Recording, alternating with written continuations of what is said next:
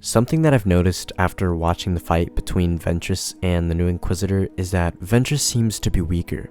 For some fans, it's a bit of a disappointment that they're downgrading her fighting abilities when she was a prominent figure during the Clone Wars. I mean, I can't blame them. Ventress was a former Jedi Padawan who later became an assassin trained by Count Dooku. She was able to hold her own multiple times against Obi-Wan and Anakin during the war, and she was the reason that Anakin got his prominent scar on his right eye. Even in the trailer for Tales of the Underworld a while back, some fans were already commenting on how Ventress was struggling to hold her own against the Inquisitor. Now, there are a few things we need to understand. In the novel Dark Disciple, Ventress is killed by Count Dooku's Force Lightning after sacrificing herself to save her lover Quinlan Vos. At the beginning of Tales of the Underworld, we see that Quinlan buries Ventress back in Dathomir, but then she's resurrected by Mother Talzin. One theory is that when she was revived, some of her force abilities and overall fighting powers were diminished. I'm not sure if that holds up a lot because her fight against the Inquisitor was more based around lightsaber combat rather than actual force abilities. And in the Bad Batch, we've seen that she's still proficient with a lightsaber, especially after having a little dogfight against the best of the best in the Clone Army, Clone Force 99.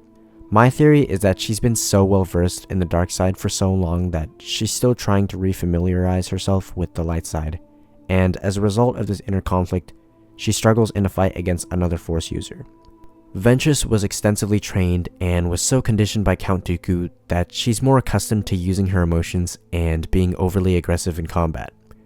We can see this because the Inquisitor himself notes how Ventress doesn't seem to fight like a Jedi, and then he recognizes who she really is. Take a look. You don't fight like a Jedi. I know who you are. You should have stayed dead. Her inner struggles actually reminds me of Obi-Wan's fight against Maul in the Clone Wars when Obi-Wan was captured. We've seen that Ventress doesn't want to walk the path of the dark side anymore, and I think that if she fully embraced the light side and left her dark past behind, then she most likely could have beaten the Inquisitor.